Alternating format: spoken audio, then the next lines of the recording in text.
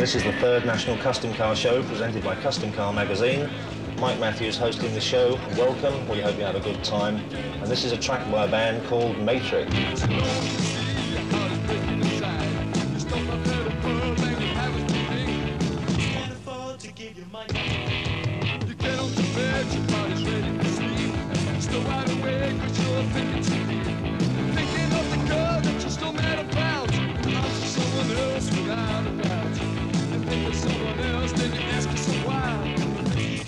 No matter how hard you try.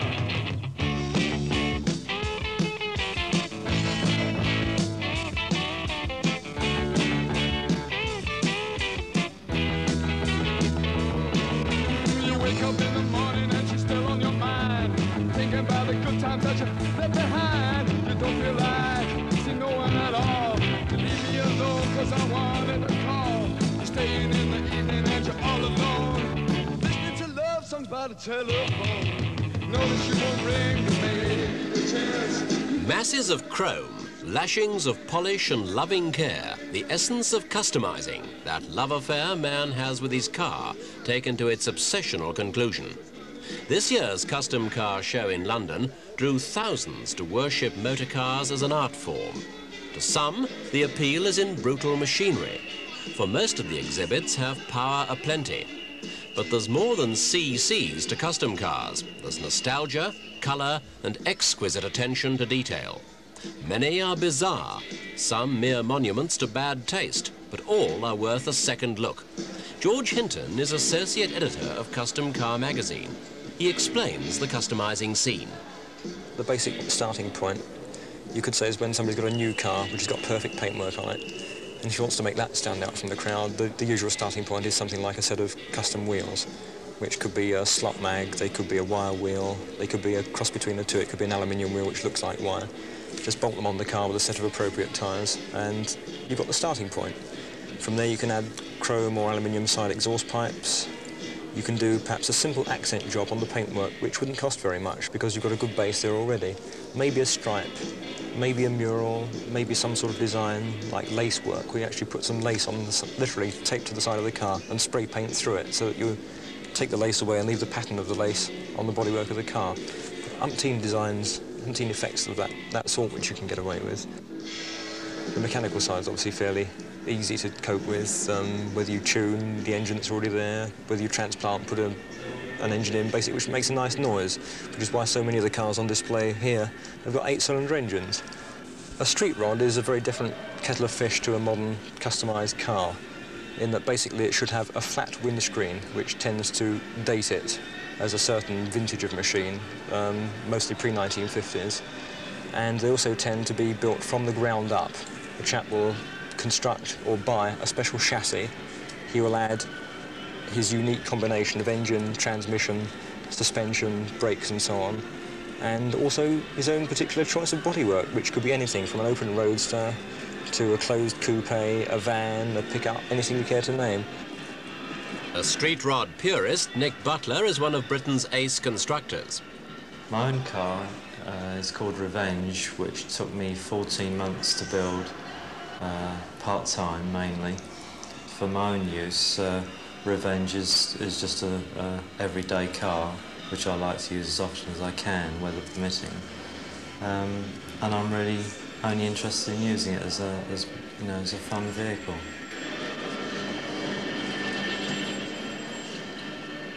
Then I built a car called Andromeda. Now, this is the latest car, which I finished yesterday after working through the night. And it uses a 7-litre supercharged Chrysler Hemi engine with a automatic transmission and independent rear end.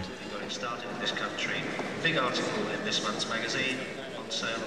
Has a fiberglass replica Model T body with fiberglass mudguards, wire wheels. Just about everything is chromed. We haven't as yet started the engine, but we expect acceleration figures in the order of 0 to 100 in 4 seconds, whereas Revenge is possibly just slightly slower, but still 0 to 100 in 4.5 to 5 seconds.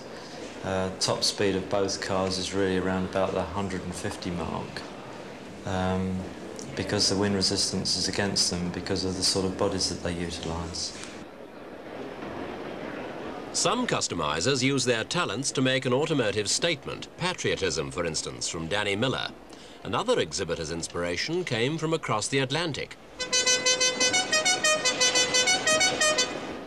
But the cavalry arrived too late. This Jeep replica took its London owner only 6 weeks to complete, right down to the gear lever grenade. Fresh dairy produce is guaranteed by Ray Christopher, whose amazing milk float takes just 11 seconds from standstill to 100 miles an hour and tops 120, thanks to a V8 motor. Ray calls it the Pasteurize Express.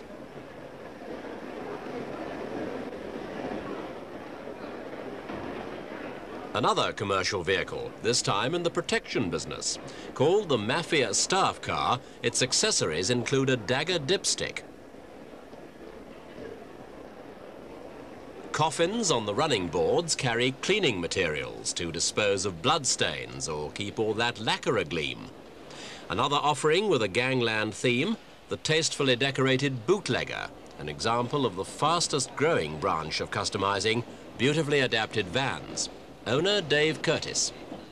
Vans are still a long way from being recognised as a mode of transport in this country. In the States they are very, very well accepted. In this country people still look at them as a tin box to deliver goods in. I would estimate, probably are 2 years away from the van taking over from the car. With a van, you have got more space to do more things. You can have a living room, you can have a bedroom, you can have a kitchen, you can have anything you wish.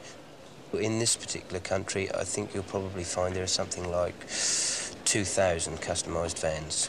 And this ranges from something with a huge engine in a small, like a V8 Thames 1500 weight van, right up to a brand new one that hasn't had any engine mods at all, but has had everything done to the body and the inside.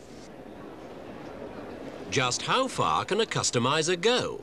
Well, Nick Butler's Andromeda would cost £35,000 to buy.